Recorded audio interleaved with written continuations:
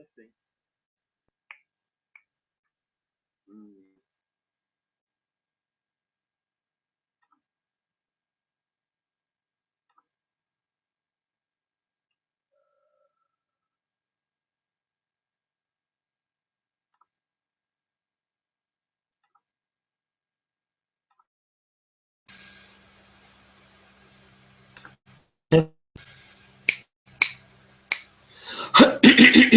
Testing. Testing. 1, 2.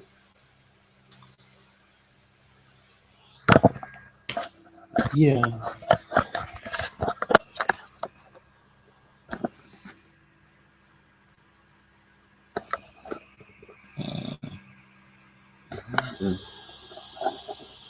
Just this?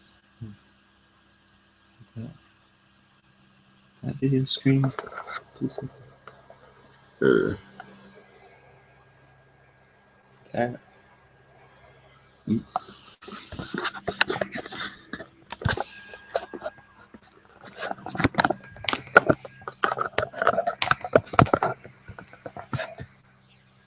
Awesome.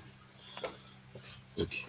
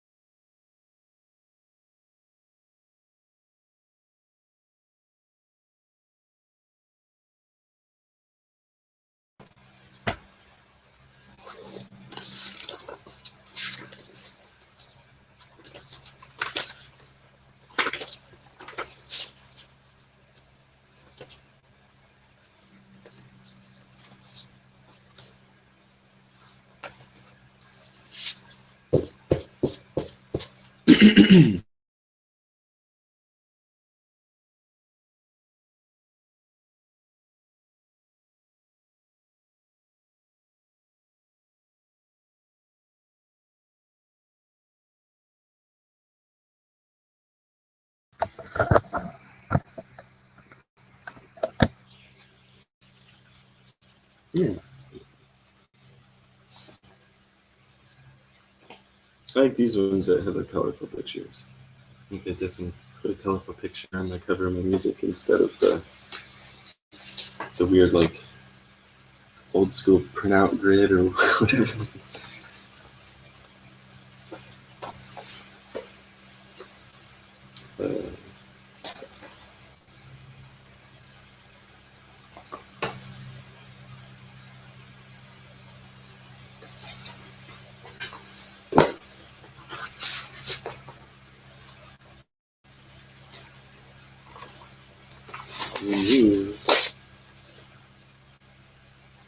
Yeah, there's shorter pieces.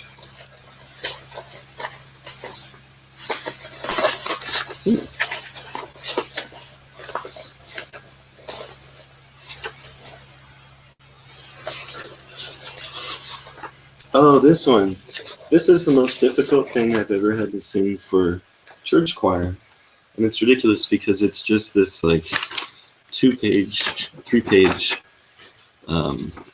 piece by Clayton White. Or that's the arranger. No, so it's like a folk song, and it was arranged by Clayton White. And it's really repetitive too. Like, it basically just has like an A B or something like that. But what makes it super difficult is that it's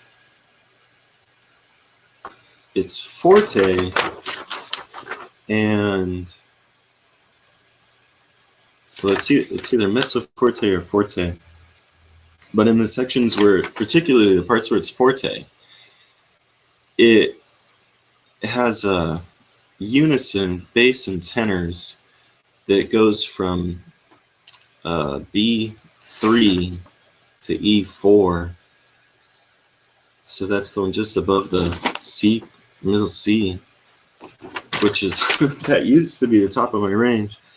And to sing it at forte, and particularly to like leap up to that note, is really difficult, and it happens a lot in this piece. And it's the vowels are tough, like to sing a U vowel or U vowel, I guess say, on a high E after a leap.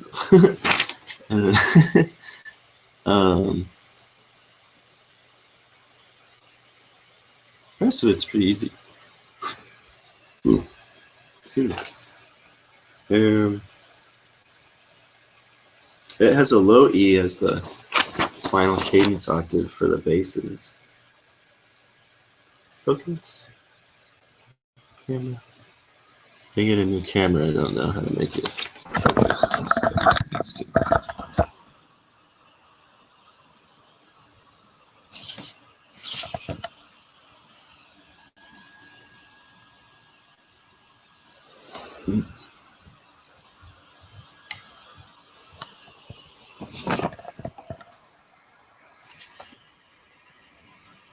Is that my...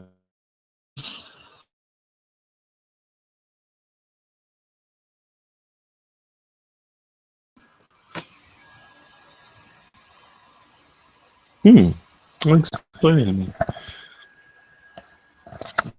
This one, well, that doesn't look blurry. That looks blurry on the screen. But I think it's usually the light level.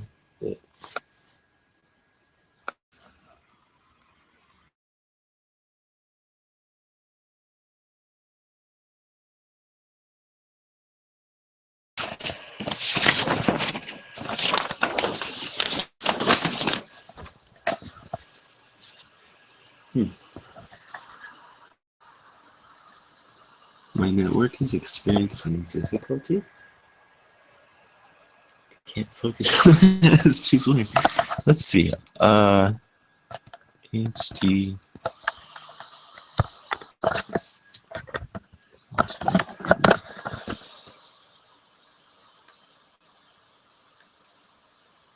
And also,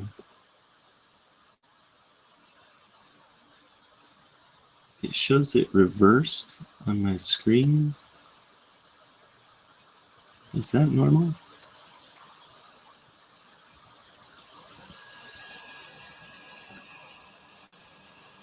Okay.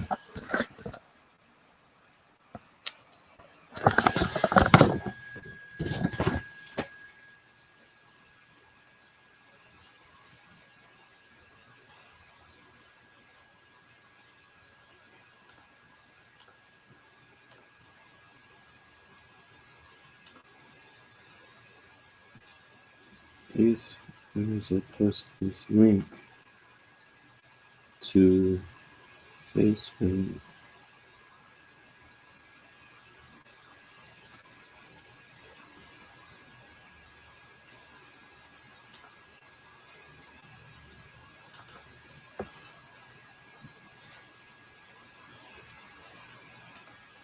I sort of usually just use the most recent videos if I watch things,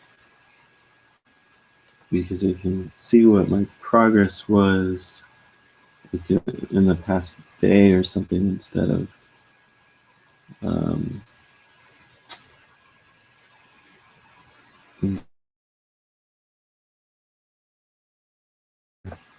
much older puzzle pieces.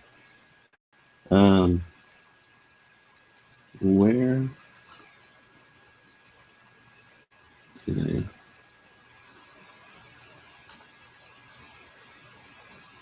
Okay, so remake links.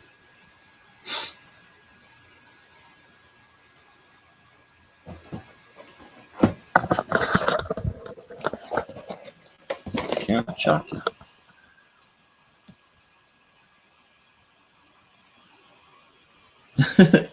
This cereal is literally just candy.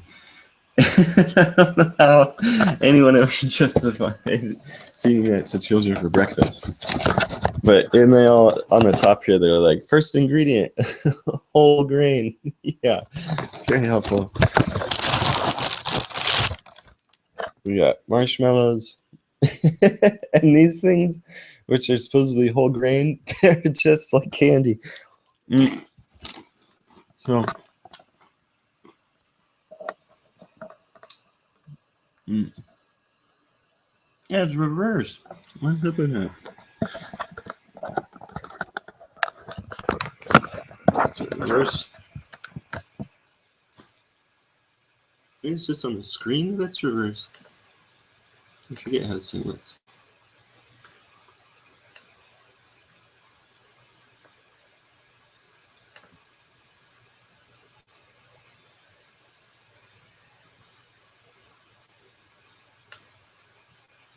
Let's see. I'm gonna put a link.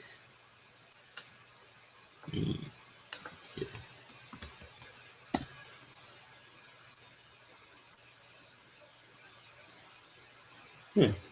Oh, okay. So wait, if I watch the movie on YouTube, then is it normal?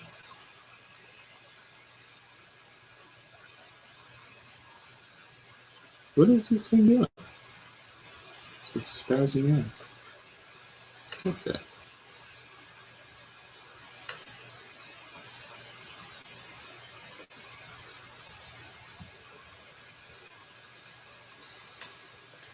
Dun, dun, dun, dun, dun. Lord, don't move.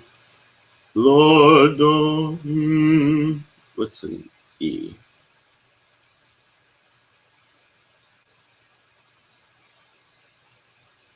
No.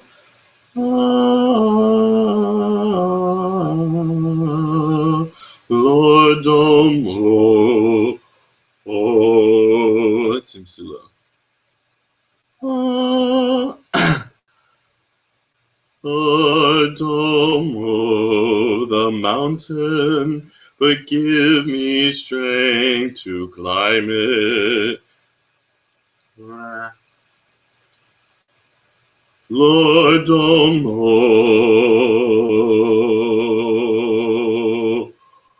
Oh,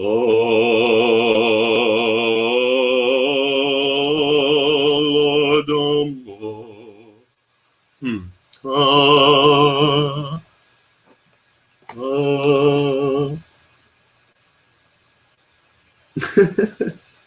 Wait, so actually, that's a guess. Lord, don't move the mountain, but give me strength to climb it. That's too low. Lord, don't move. Lord,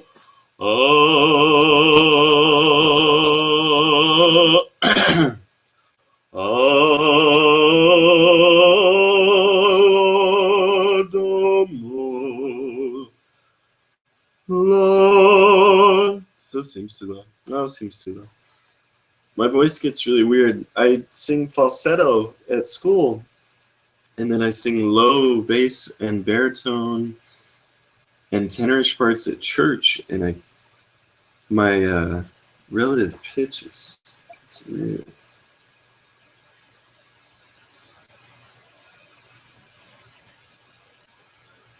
Lord, Lord, Lord. Major second off. That's not bad.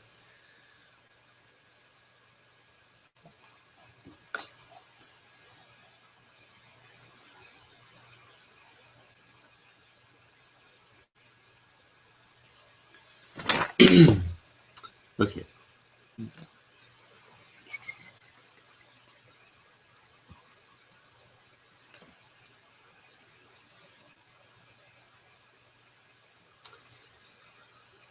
Please don't move that stumbling block. Blah, blah, blah, blah, blah, blah. Oh, Lord.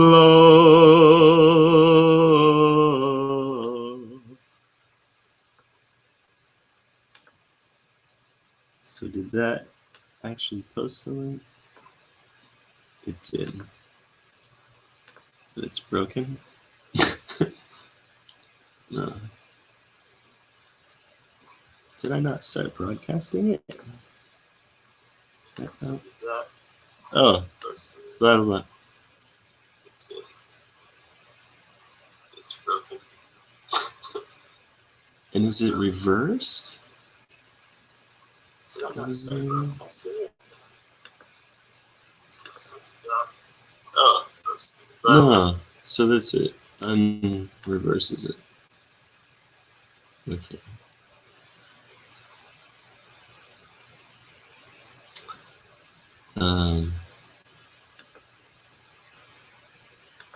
Okay.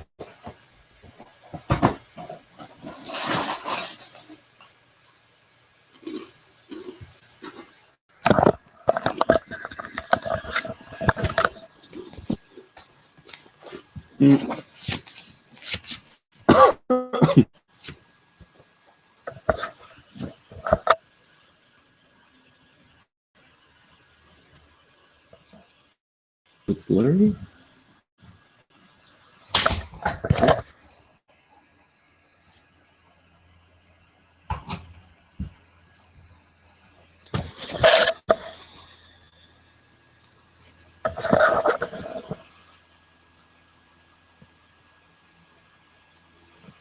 Sort of blurry-ish.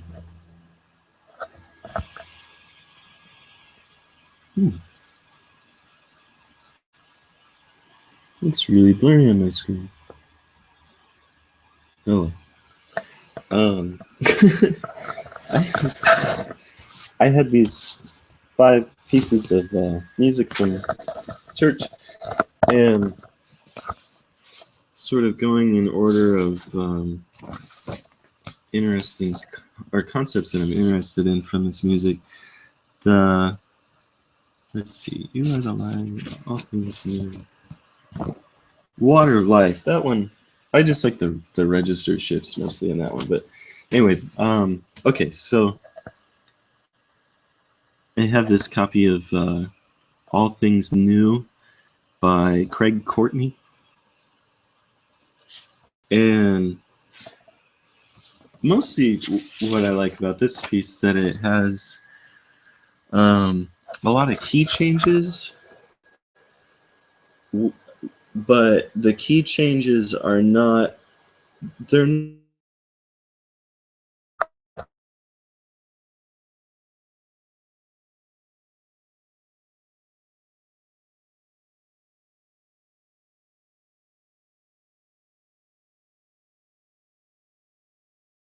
obviously, right? But in this one, I like the effect that it has is like, okay, so it starts out in 3 flats, and there's the introductory verse is sung by the women,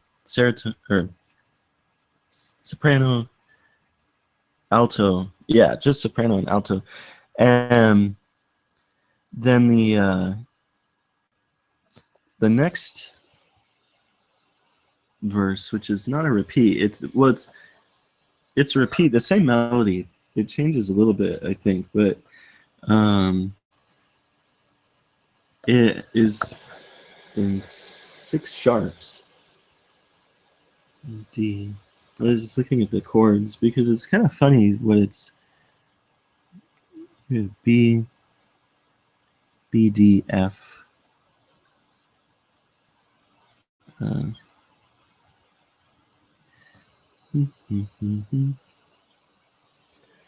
D.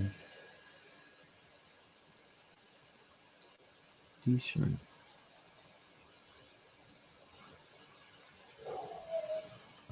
I haven't really looked at this yet to see like what accidentals it was sparing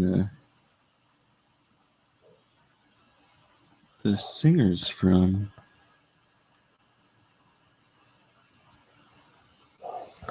But anyway, it's just the key changes are really smart.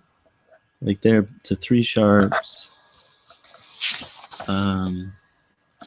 What's that? 2 sharps, 2 flats, 5 flats. And so the effect is, if you look at the music, where what the singers are reading, there's only a few accidentals here and there, and it's usually something that's already pretty consistent with the key. Like here we have two flats, and then he adds in like a D flat, a G flat, an A flat, and so it's things that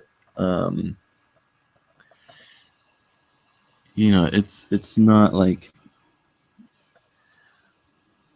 how do I describe it? I feel like it feels like a natural part of the progression of the music, versus where he could have started out with a key, and then if he's only going to switch keys for what, like 3 systems, then he could have just wrote in.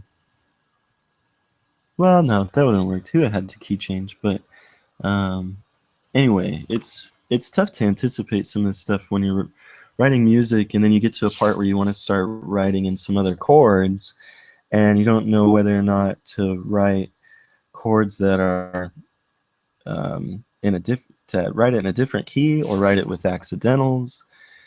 And I hadn't written much of anything like that in school. Like I would write key changes, but it was for instruments, and it was usually just the difference of like adding or subtracting a sharp or a flat or something like that. But then, okay, so looking through. Oh, okay. So here's one of the other things I really like from this music is that they have these. He's written in unison parts, like where the voices are unison, but then sometimes a really nice difference is just to go from where it's unison to then having a divisi, like there. Why this looks so blurry on here? It seems to be blurry. What? Can't if that helps or not. Anyway, so yeah, going from unison to a divisi. Let's see what else. The accompaniment is also pretty useful because it has, like here, like arpeggios. Starts out with arpeggio, and then kind of like a short rhythmic pause, rhythmic stop, or whatever, leading into the first verse, and then it does this thing where it has like just like an arpeggio to a sustained bass note, but it sort of alternates whether that happens on the downbeat or beat 2, and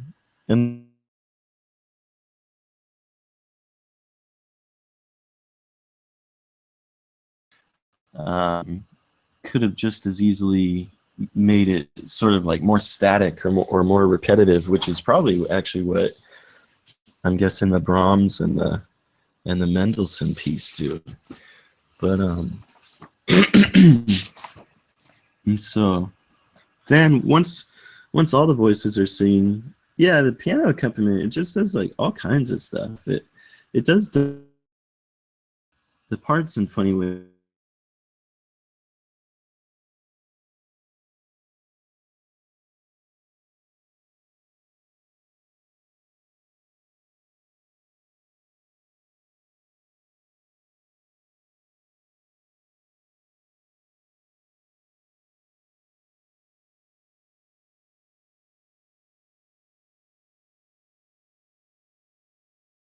It's just the texture of this song, I think, is really fabulous. Like it has like a really rich texture, and lots of it. Like there's movement happening in like all kinds of ways. Like even here with just like the piano speeds up a little bit to sort of bridge measure to measure.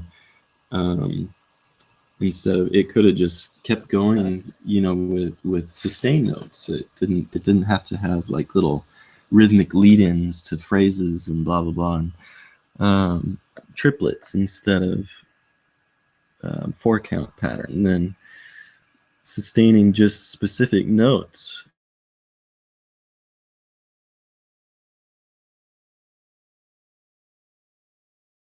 Partitura, leaps, turns, things like that. And then, let's see, what's nice about the cadence? Does this do what every choir song does? Yes, it does.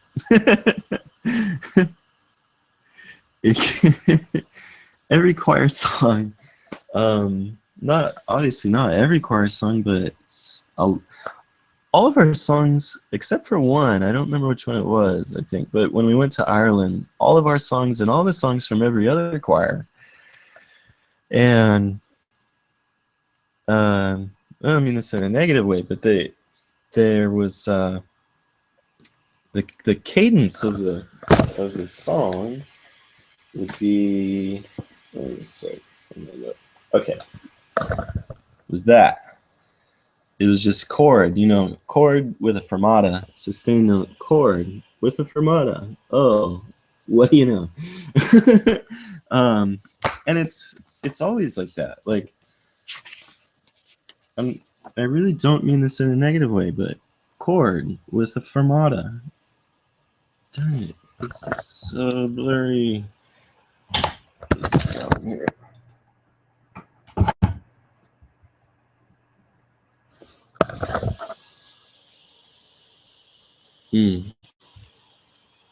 But anyway, chord with a fermata. And then let's see what Mendelssohn wrote. This music is like, okay, I would say that this is probably the next most common thing that I noticed, which was that here we have chord.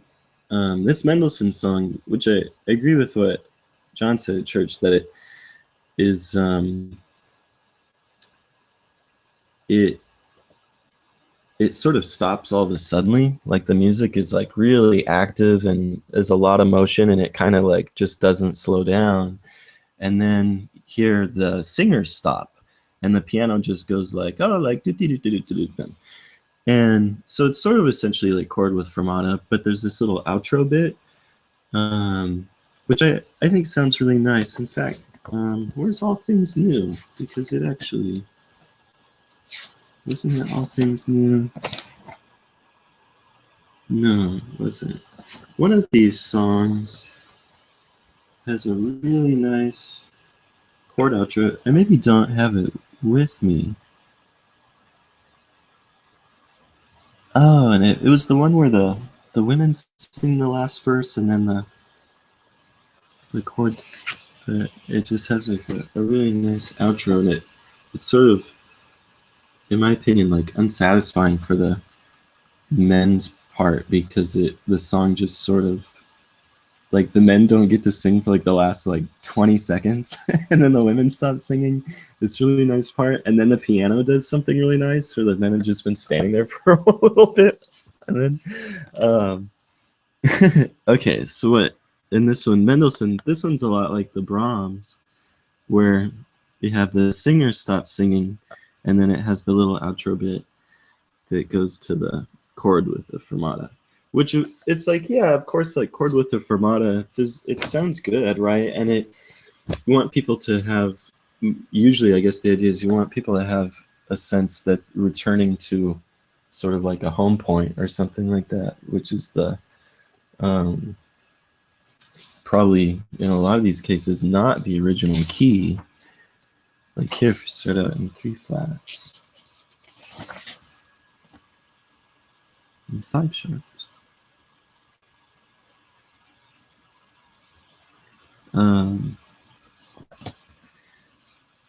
But so when we were going around and I had this little book, I was writing notes about cadences and what more kinds of cadences there can be. And a lot of times these things happen immediately before the last chord, that sort of like chord with the fermata arrival point.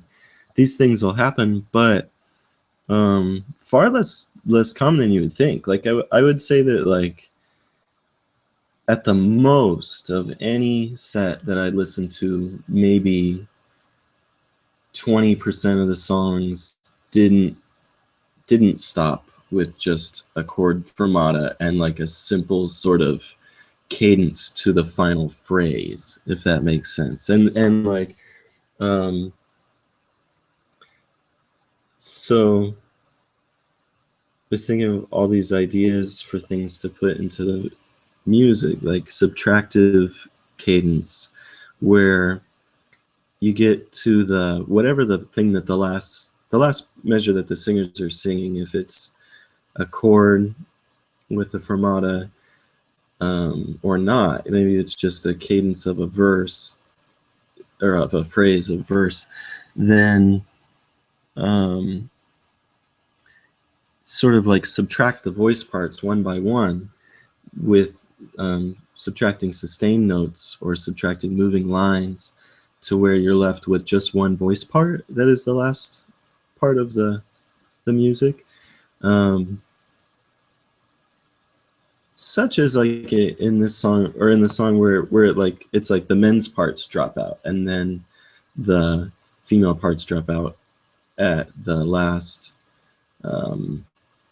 maybe 10 measures or something like that, 12 measures, and then vice versa to that.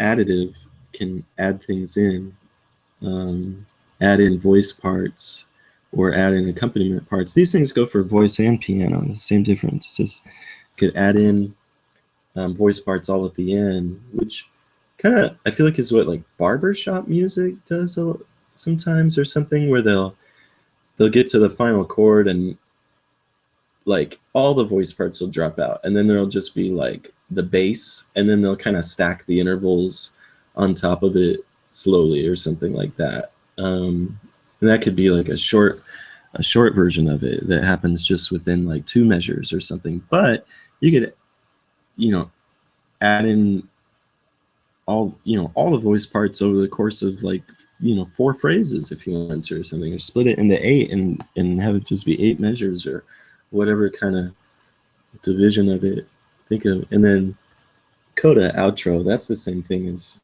what the Brahms and the Mendelssohn did. Return of an earlier motive, like such if the singers are saying something at the beginning and then maybe they sing it again in the middle of the song, but it hasn't happened for a while or something, and then sing it again at the end of the song, like that, and almost like a tag in the ending, like phrase blah blah blah blah blah blah blah blah blah blah blah blah blah blah blah blah blah. There's some, that's a really cheesy example of it, but like just some motive that had appeared earlier that hadn't been there for a while. Then these, I started to think, this I feel like is a lot more interesting, where you actually manipulate the not just the notes, but the other musical elements as well, like dynamics, articulations, harmony. We'll sort of go through these things just for a minute here. Dynamic staging, like I think a lot of songs, it's common for them to fade out, like some, or all the voice parts sort of like get quieter and quieter, or to have a crescendo. A lot of times the crescendo on a, like they'll reach final measure, a chord with a fermata, and then they'll just do a short crescendo, like bum bum bum blop, and then it just stop. And like that's also really, I feel like, was really common. And it sounds good, like it totally sounds good, but sometimes when you hear like 10 of those songs in a row, then you'd be like, oh well.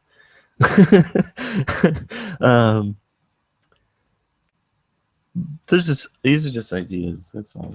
I don't mean to put down the other music that's written. I just think it's funny how does it get so established that like something would be that common? Like I feel like it must have come from instrumental tradition, in that they just ended a lot of orchestral music, especially, like, ended on just a big last chord. So yeah, diminuendo could have a nice, like, what is it, mezzo voce, the like hairpin crescendo to decrescendo.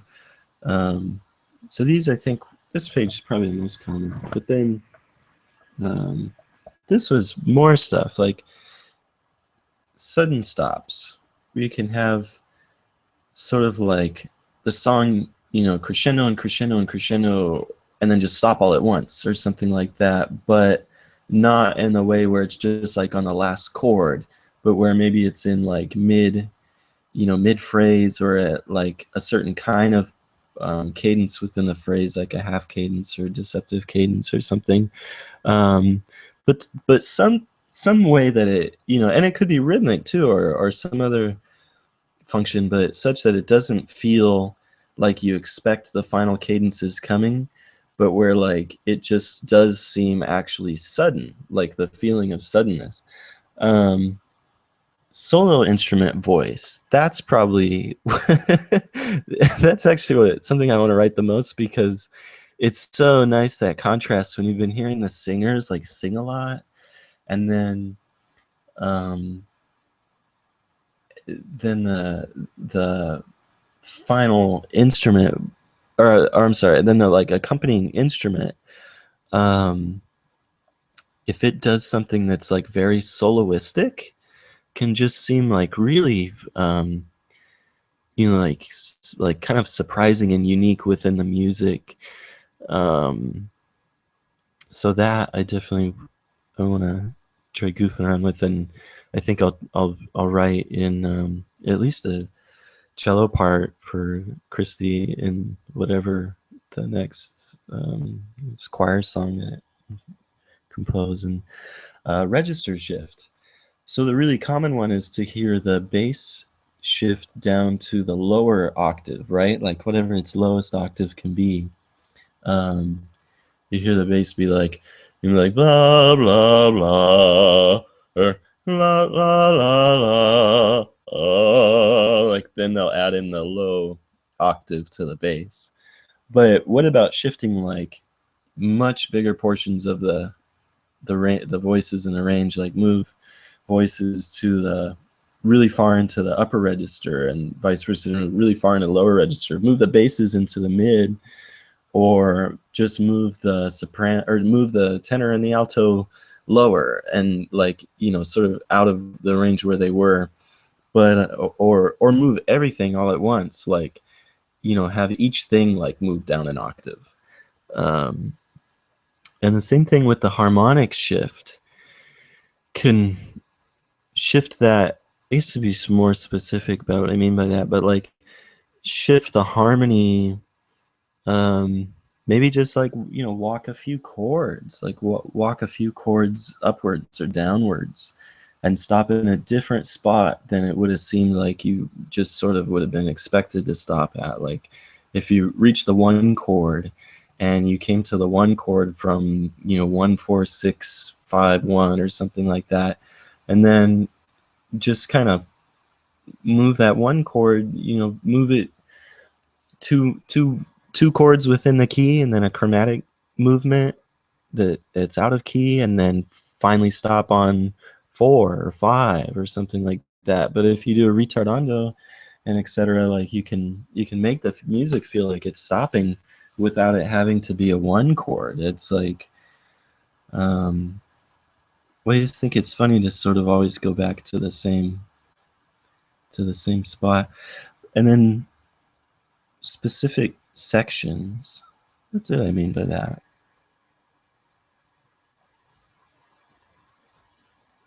Well, probably just, you know, men's or women's section, alto section, bass section, stuff like that. Have them do something specifically their part. Like could be any of these other things, but sort of, you know, pick a section and have it do something, or maybe only have the basses and the altos cadence first, then have them drop out and have the tenors and the sopranos cadence, or something like that. And contrasting, make an entire contrasting section that's different. That's, you know, mostly different than the music that led up to the arrival to that point, and have that be the final cadence. You know, so like finish the, you know, the singer stops singing there in one key, and then, you know, quickly modulate to another key, but with the same. Let's see. Wait, quickly modulate to another key, but then in that key change the texture or something, the accompaniment pattern, and make it sort of go off in a different direction, but still do something to make it feel like it's coming to a close.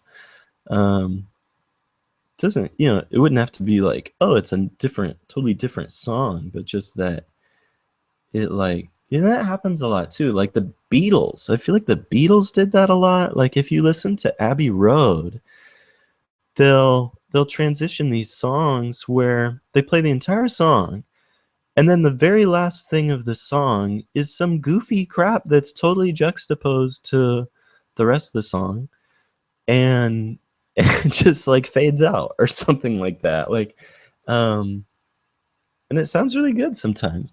Invent a gesture. I like that one a lot because it's sort of like an instrumental thing. Like if you can create something that feels like something happened, you know, like, I don't know, like something really um, cheesy, like you want something to sound like suddenly like a bird flying or something, so you make all the voices like go really quickly, stepwise motion, like upwards or something like that, you know, and make it sound like something. Um or oh yeah, okay, so um what was the end of the Minty Irvy song, the the Sea Calamity, where does it sink? Well, I don't know. I know there's a point in this song where the ship sinks, and it's totally fucking like gruesome, and um it just, well, it could be anything like that, but that's probably one of my favorite examples. Um Melodic crescendo development, where actually developed the melody to do something totally different than it had done. Oh wait, no. Okay, so this is one thing at a time. Melodic. Yeah, actually, I'm supposed to. That's why there's space there to come up with more of them. Um, Melodic. So just have the melody do something that is different than previous, that makes it feel like it's coming to a close, and then um, that would be sort of happening automatically in most cases. But then there's ways. Start thinking of ways to manipulate that, like to crescendo. Crescendo, have not just a crescendo of dynamics, but sort of like a crescendo of melody. Um, how do you say it? Like wider intervals, bigger leaps, stuff like that, to where the melody doesn't just like repeat from earlier, but actually has what would be like a cadential um, function of its own, other than just reaching a final chord. I think that makes sense. And development, like that's kind of the same thing there. Like develop the melody to be doing something that's more cadential, um, because it's sort of like it's easy to just repeat a verse the same way that it maybe happened like the second time in the song when it was louder, and just repeat it and make it, you know, louder again, forte, and then have it stop. Like that's, you know, there's nothing wrong with that, but it's like it's just pretty easy, you know, and like um the all things would sound just as good as that, and theoretically might sound more interesting to somebody because they had not are not used to hearing it, or because who really thinks that, you know, there's like it's that if you hear something and it's different than what you heard or the one you're used to hearing, that it's going to sound bad. Like I don't even the people I know that they would only listen to like the most sort of genre, how do you say it, like the would listen to like music that is really sort of like consistently fits to a standard, like let's say like first thought that pops in my mind is club music. Like club music, you go to a club and then you would hear like heck, I don't know. I don't listen to the songs enough to know which artists and stuff. But if it always fits like the same theme of like verse, chorus, bridge, or something like chorus, and such that the song always ends kind of in the same way, then even people that are used to listening to music like that, I feel like they still would hear other kinds of things, and they would say like, "Oh yeah, that sounds cool too," like not just like, "Oh, that's different than what I'm used to hearing," so I automatically think that it doesn't sound good. Like I just have like never even encountered a person that listens to music that way, and there's that like idea, like that old school idea that music was developed through traditions and people were really into, there was always this like opposition between who wanted to just keep it really traditional based on what was already happening, and then somebody who was like, no, I want to write something that's like new, and I want to like sort of throw off the old stuff or whatever, and then any part of that spectrum. That I don't know if that I don't see where that exists anymore, because that was happening a lot between people who were in music schools or like in music, musical composition parts of society already, like writing music for churches or writing music for the king or the queen or the nobles or something like that, and such that they didn't want to be surprised by like your 12-tone atonal matrix like in the middle of that, but that's really extreme. Okay, so there's more. Then other things that are just as sort of like just as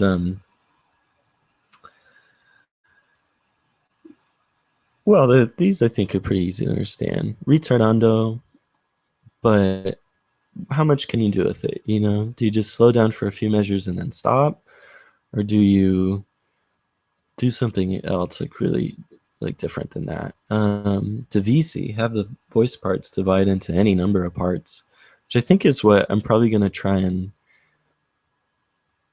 perhaps write for a cadence in a choir song. But I wanted to write a spiritual with impressionist harmonies and so, and then let's see. Yeah, next thing, have chords that are, what do I mean by Sam? Oh yeah, have chords that are like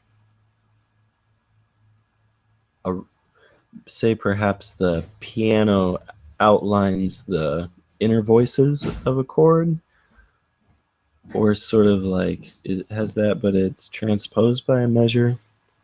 Have all the voices meet at one note. Shift the articulation to staccato, legato, tenutos. What's some of the other ones? Portato, various things like that. Choreography. Then actually choreography, like movement of the singers.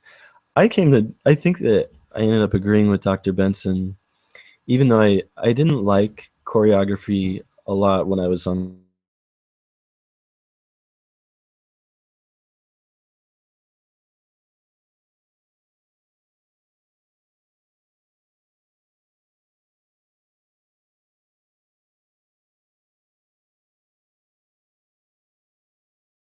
and be able to like relax and sing the notes and just sort of enjoy it and stuff. But seeing the singers move was really exciting. Like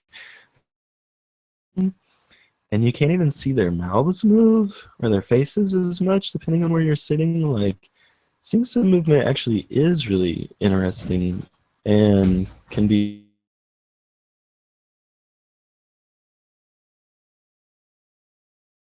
whatchamacallit, the notes and stuff like that. Okay, and then sustained notes I like what Dr. Furman called it smearing notes, where the notes could like bring notes in or out, but just sort of like do something with manipulating sustained notes.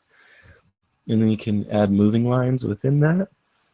Retrogrades of things, which, I don't know, if you had a really nice rhythm, that could play out really well, where it sort of feels like the rhythm, but is in some kind of contrast to it. Inversion of anything, notes or rhythms. Hey, Diamond. Diamond, you're going to get in trouble. Go, Diamond, go. Go, she's calling. Go, go, go.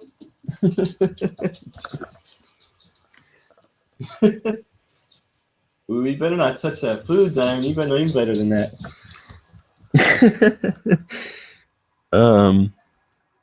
Redevelopment of anything, melody, rhythm, harmony.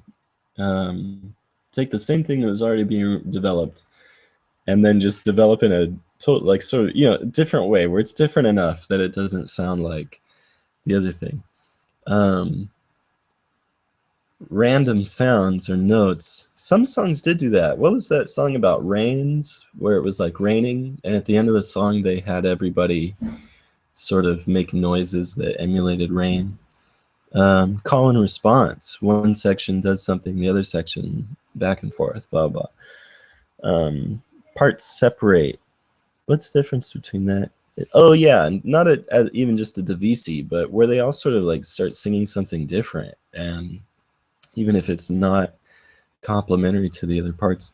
Spoken voice outro.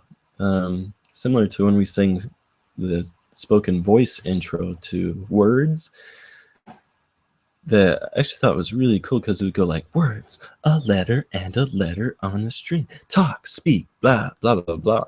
It sounded really cool. And then, of course, like modulation. Just modulate to something. But how many things was that? And then you can see that like a lot of those things do happen in the measures sort of like leading up to the last chord.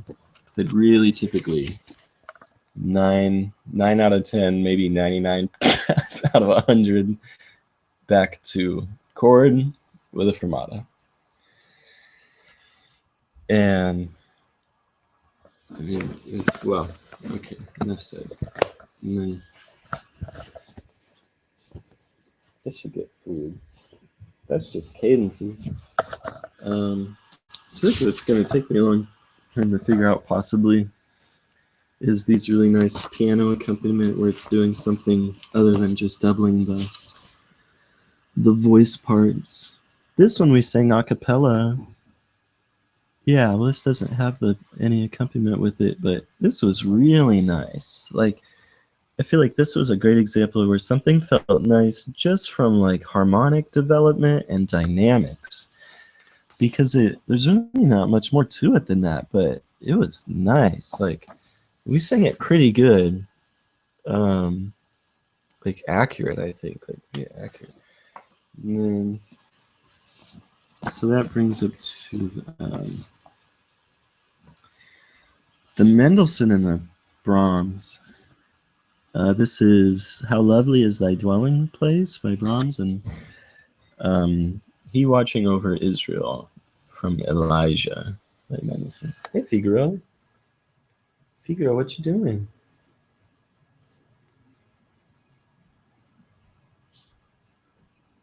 Figaro. You want some Count Chocula?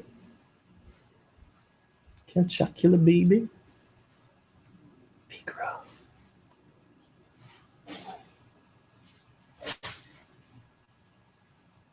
You like Count Chocula?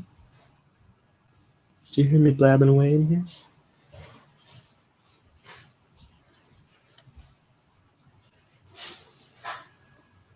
Bye. Let's see. Hold on.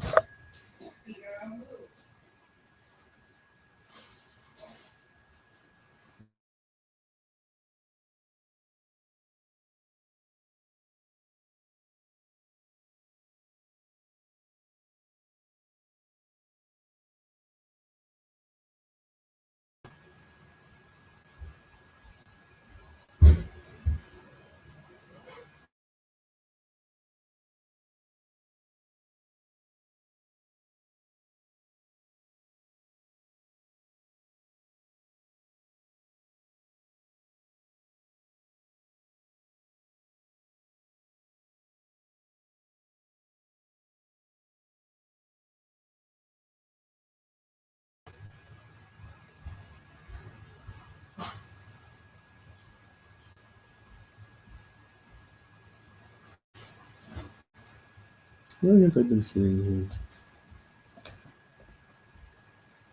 Does it say? Oh, it doesn't say. That's funny. So we got food other than Count Chocula, eventually.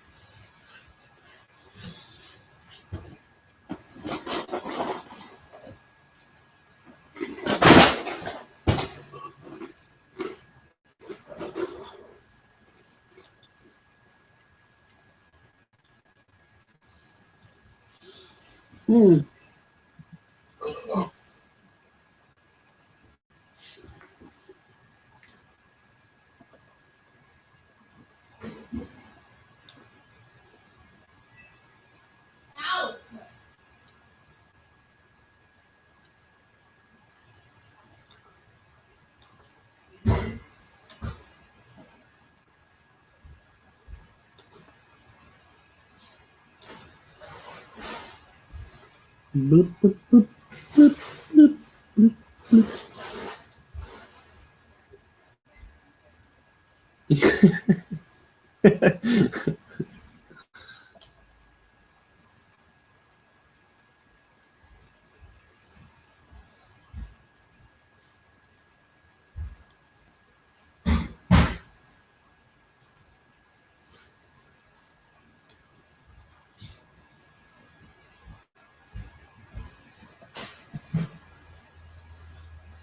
Happened to the pin.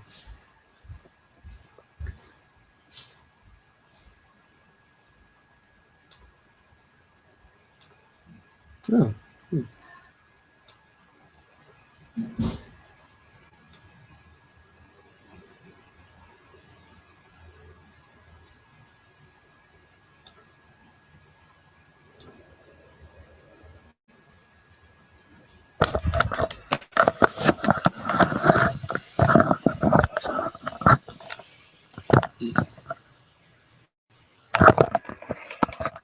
Upside down? No. I figure out. What are you doing?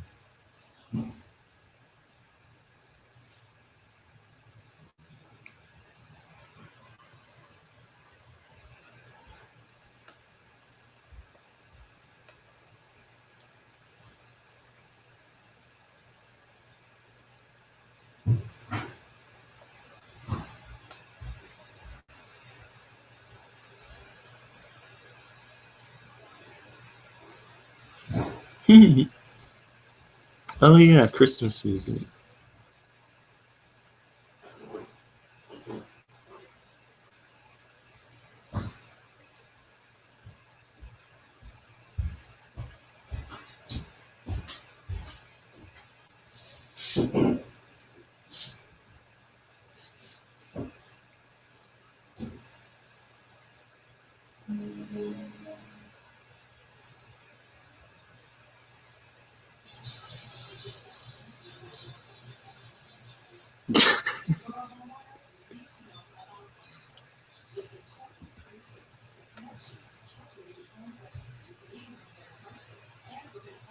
Mm.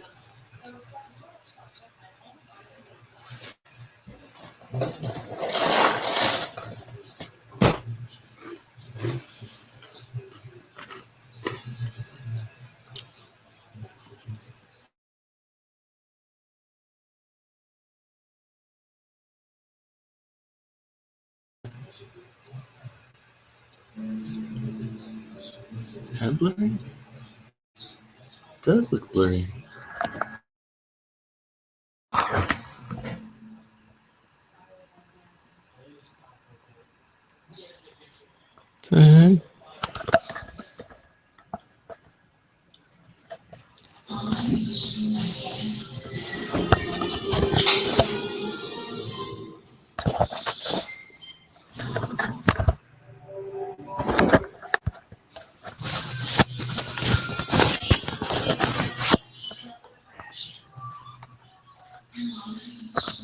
It's silly blurry.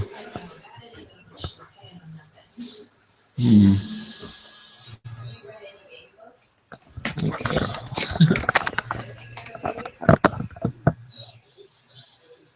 Have you read any baby books? Do you know how to take care of a baby?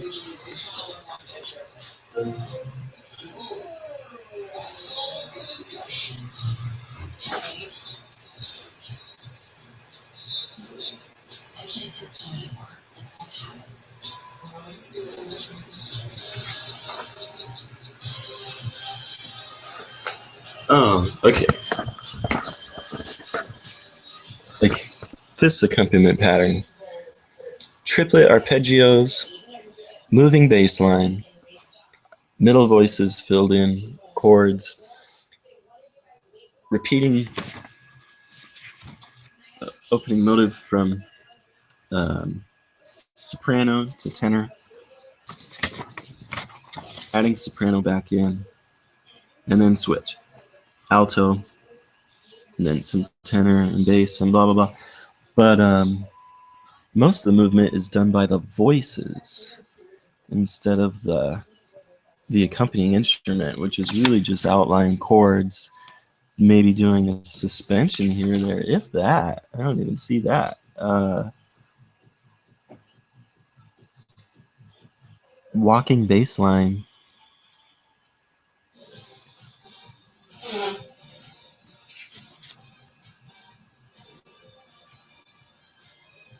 Here we go. So it gets crazy.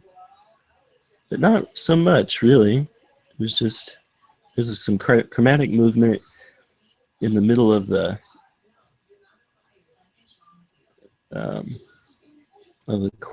chords there. No, that's not. No, it's just, what is it, key change? Well, like here and then it just goes back to octave doubling, walking bass, triplet accompaniment pattern.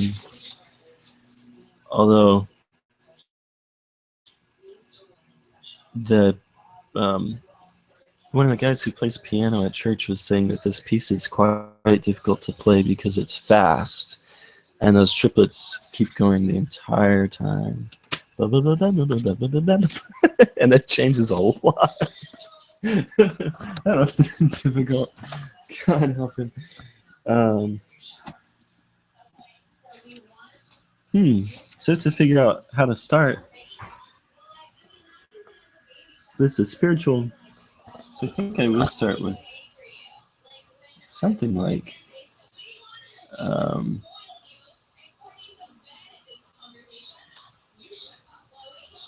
this here.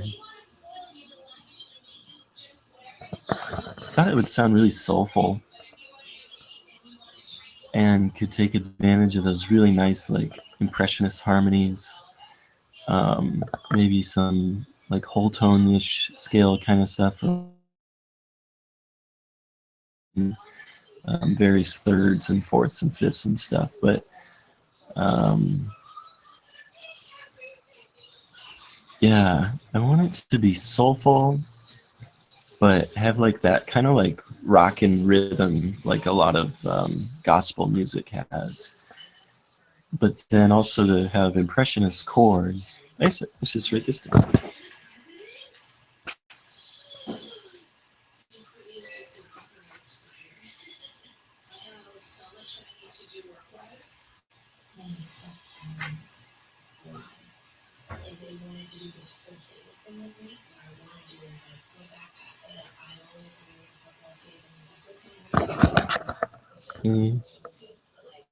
Actually, I had a bunch of notes in here already.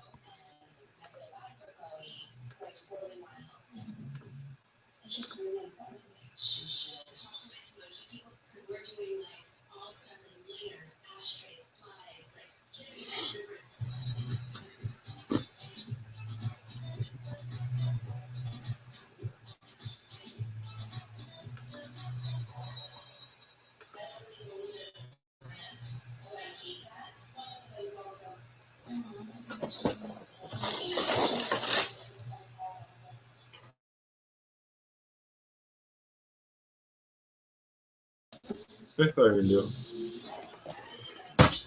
And we're back. Ow. Oh.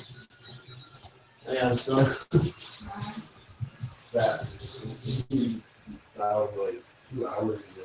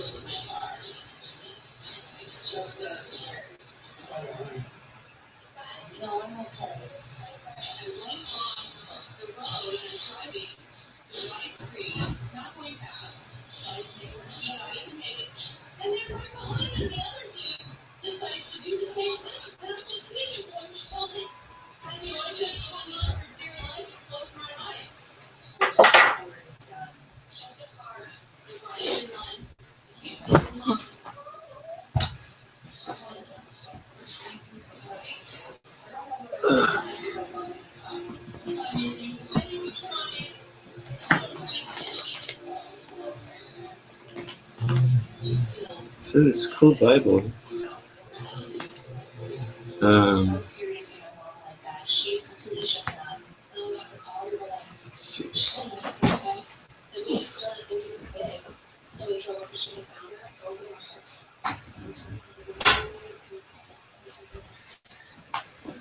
Oh, okay.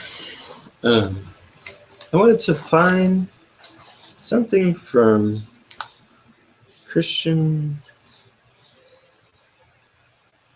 Let's see. What's this? I'm going to find something that Jesus said or did, or a story about Jesus.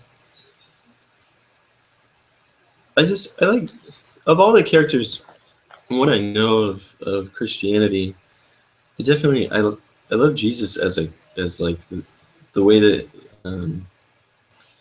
the character is described, because he's usually like healing people and sort of just talking to people and giving them like practical advice and blah blah blah, but he's also sort of like a badass sometimes,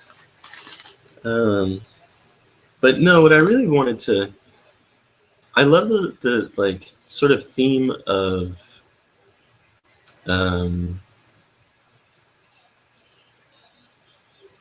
like miracles and healing. I guess I would say probably that is the best way. Not just Jesus, but anybody from the Bible. But I thought it would be easy to find a quote or a passage or something about Jesus, and sort of like healing miracles. And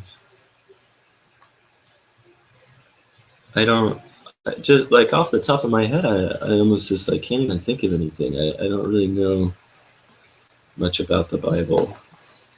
I don't know what each of the books is about. I don't know which books talk about Jesus and don't.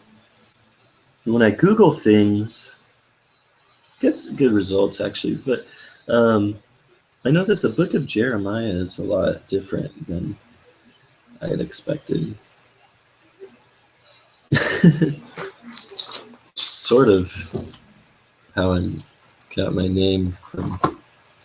My mom was not like super into reading the Bible most of the times, but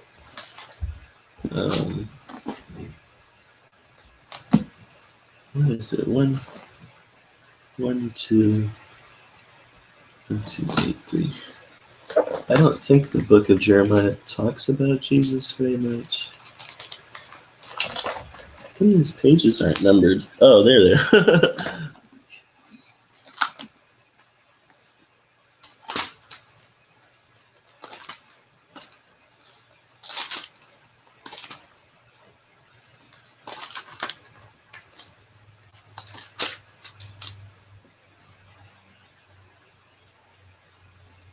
This is me.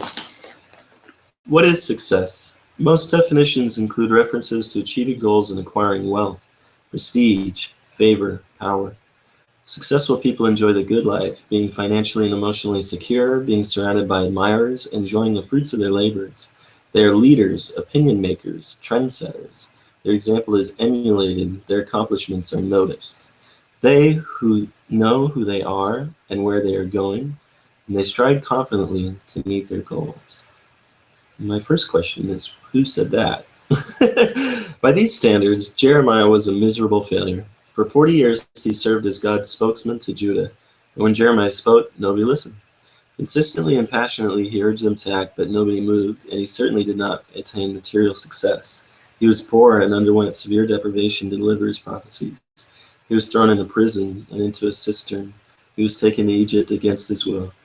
He was rejected by his neighbors, his family, false priests and prophets, friends, his audience, the king.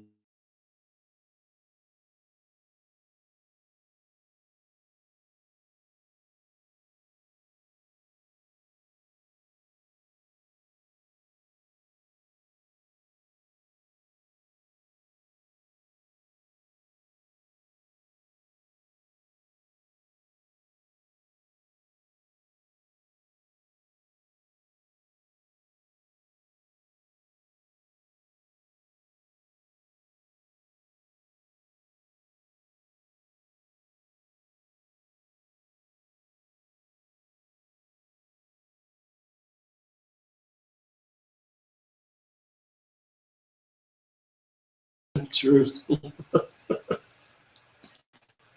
That's so funny. He's just like, oh, you won't fucking listen to me? Well, I'll just tell you like how your cities and etc. are going to be destroyed, like in detail. This terrible event is described in chapter 39. Describe events following Jerusalem's fall. The book concludes with prophecies concerning a variety of nations.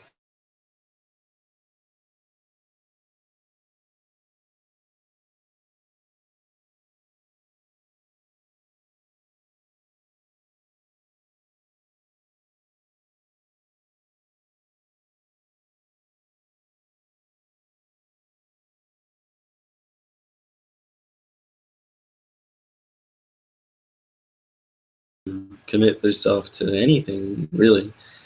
But I want to use do you say? People's instincts towards right and wrong, as they are parallel with biblical passages, to create a feeling that's somehow righteous, I guess. Like, but I need a passage or something, like a psalm. Like, what was it? Psalm 42, my favorite psalm.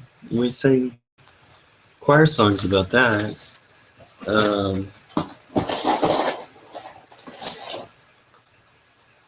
A lot of them, I think.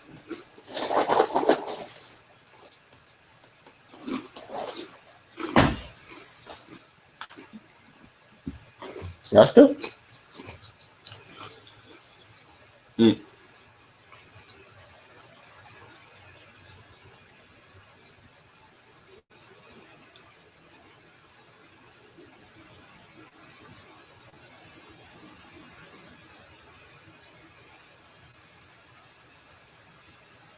So here's a bunch of psalms. Dang, there's a lot of psalms. Why don't I just pick a psalm?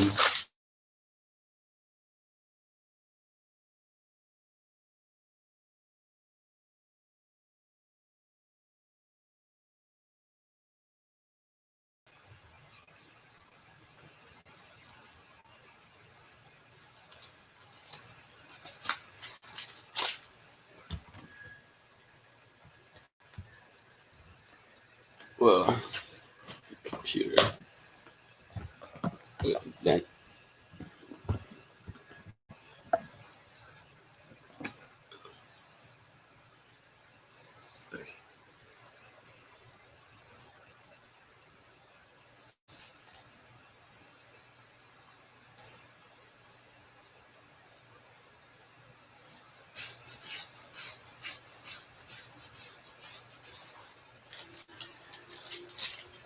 Mega themes? Whoa. Yes. Mega themes. That's what I need. Perhaps. Praise. Psalms are songs of praise to God as our Creator, Sustainer, and Redeemer. Praise is recognizing, appreciating, and expressing God's greatness. God's power. God is all-powerful and always acts at the right time. God is sovereign over every nation, every situation. God's power is shown by the way God reveals. Well, it's funny. Reveals himself in creation, history, and his word. That I always find. I was trying to be more like gender inclusive, not, well, I should say not gender exclusive. I know that it's a patriarchal religion, I suppose, in the sense that God is usually given a male pronoun, although Mary is a big part of it. But I didn't want to focus a lot on the difference between, like, well, I didn't want to make it just be a male-centric spiritual. Like, let's see, what's a good example? Like, Let Me Fly. The lyrics to that, oh, let me fly. Oh, let me fly to Mount Zion, Lord, Lord, Lord, Lord. And it just sort of is like being directed towards every kind of person, not too selective about that. But let's see, what's some other things? Forgiveness. Many psalms are intense prayers asking God for forgiveness. God forgives us when we confess our sin and turn from it. Thankfulness. We are grateful to God for his personal concern, help, and mercy. Not only does he protect, guide, and forgive us, but his creation provides everything we need. Trust. God is faithful and just. When we put our trust in him, he quiets our hearts, Because he has been faithful throughout history, we can trust him in times of trouble.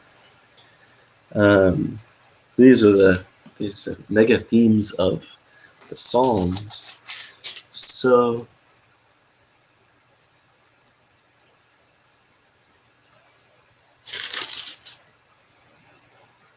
like he watching over Israel.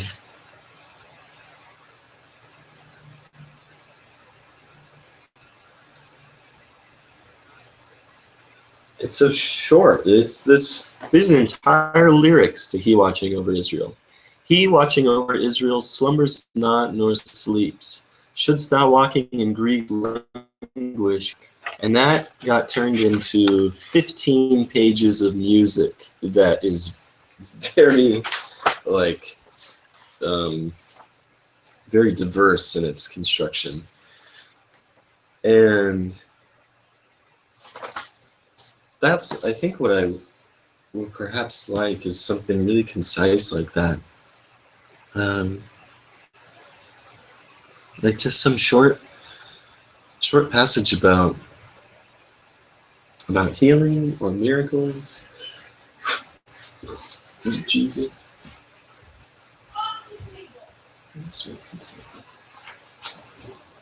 Ugh.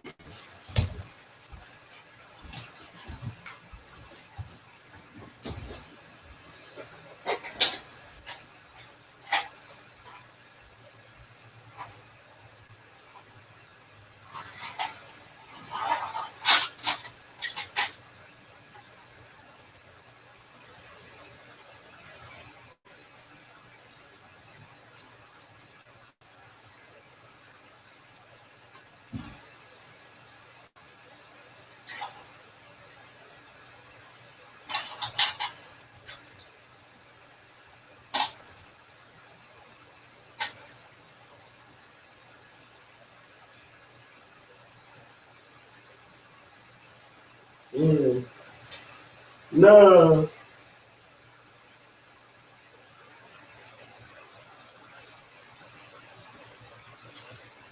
Oh my God.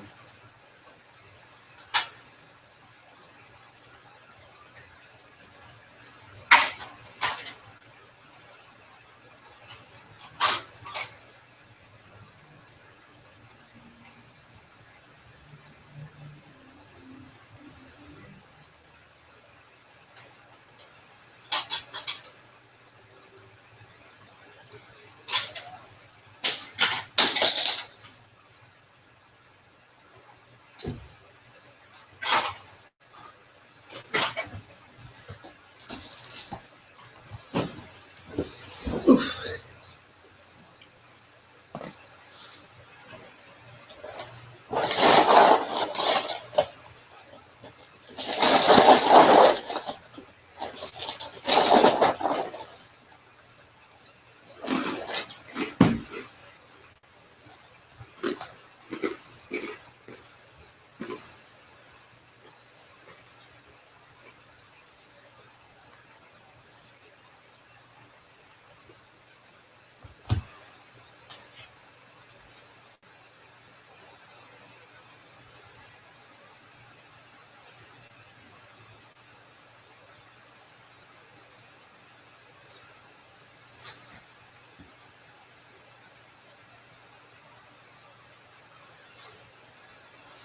Okay. So let's see.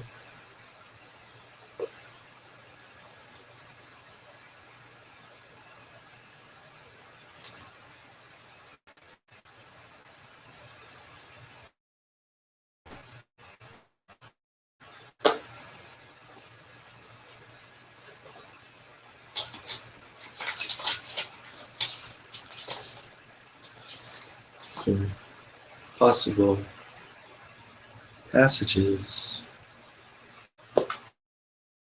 What was stuff to read?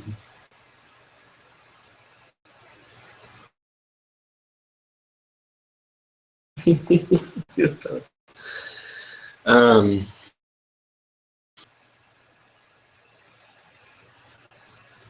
so, Google stuff instead.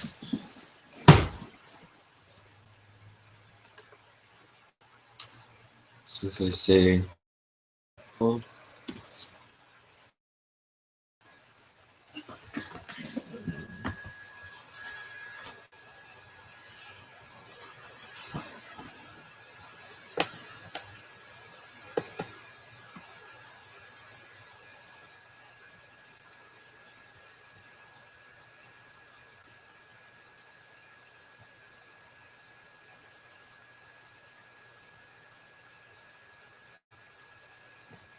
Bible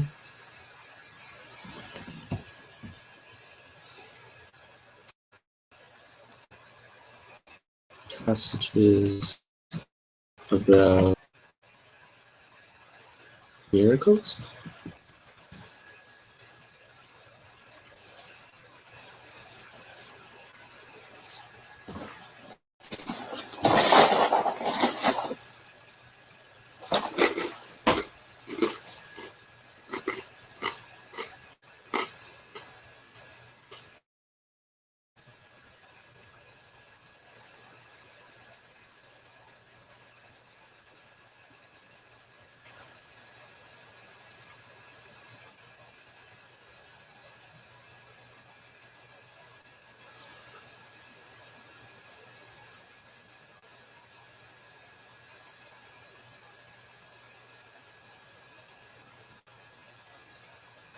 Hmm. Psalm about healing, like that. This one, anointeth my head with oil, and my cup runneth over.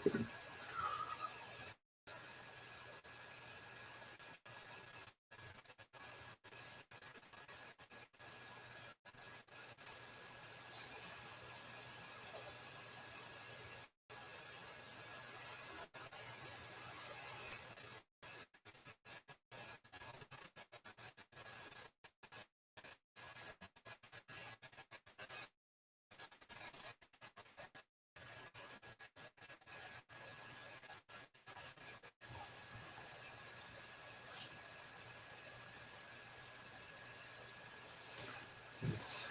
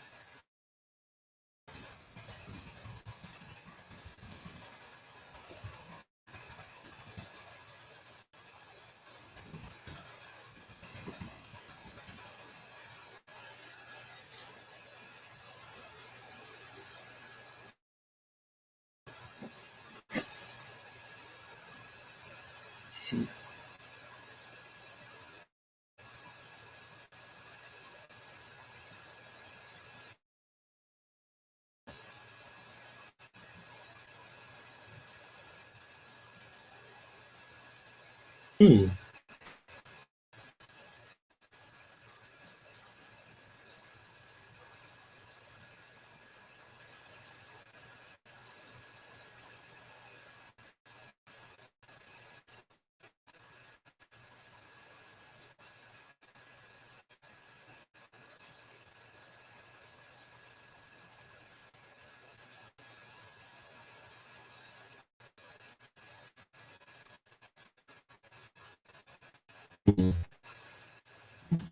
From church.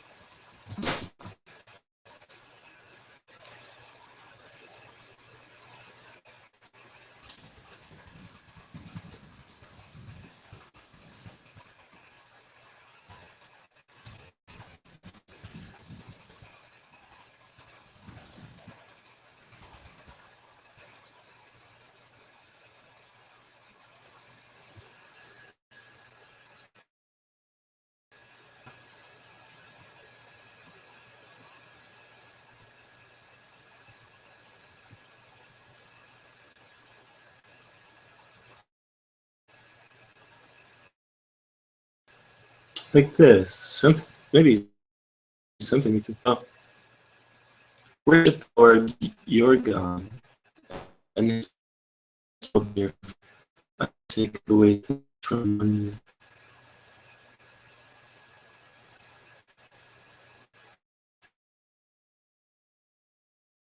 you. Lord by God, I called to yield me. That I'm okay.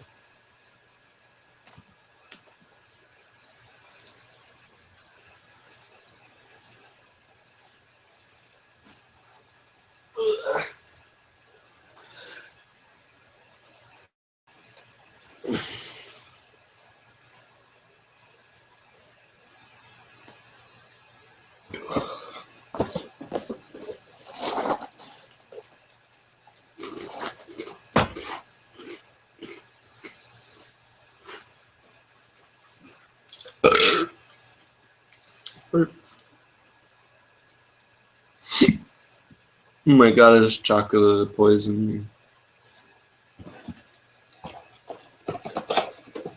Oh.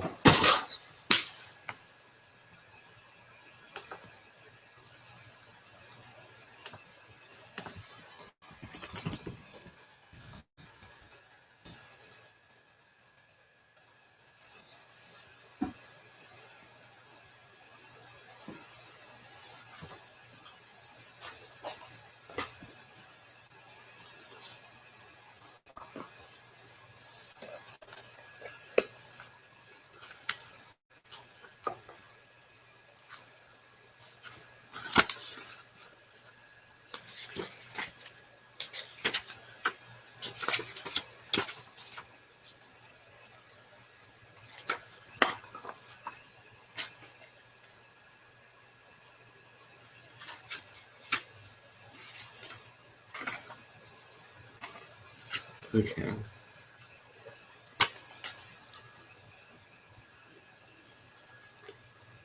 Psalm 30, verse 2. Is that the right words?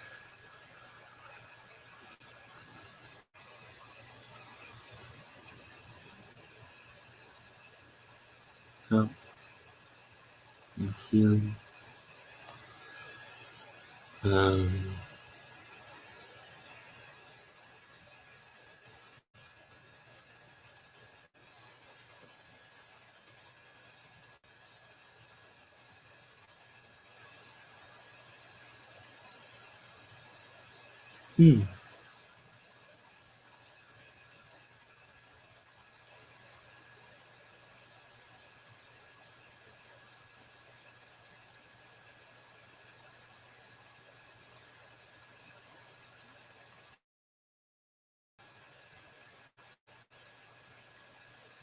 Here's a nice one. Psalm 140, verse 3.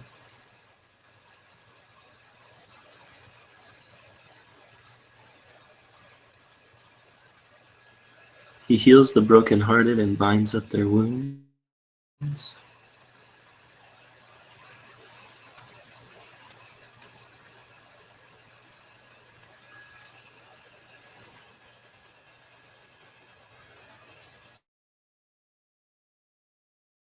This one's actually from the book of Jeremiah. 17:14.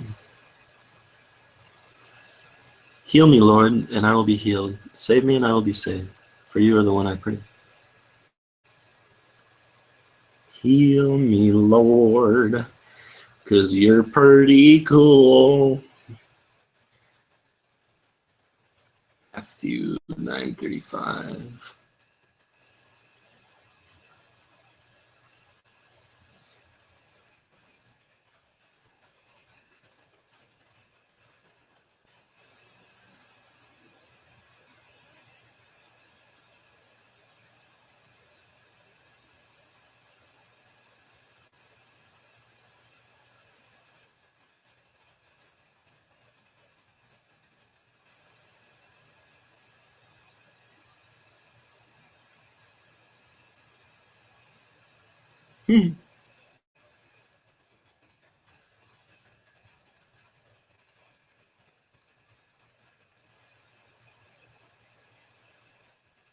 Ooh, here's a nice one even from Revelation.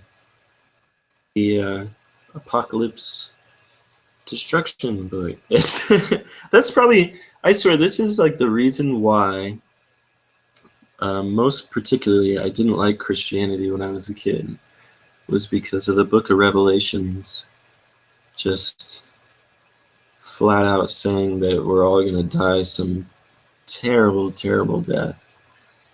Except for some who'll be saved, but not everyone. And I know that's a really, like, it's too plain of a way to describe it, but it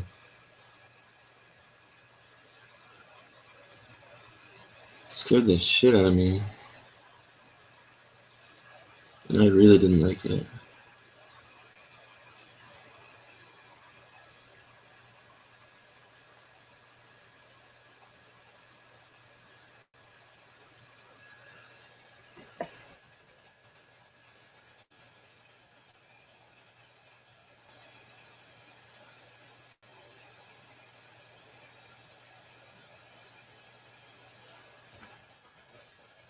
That's a good start.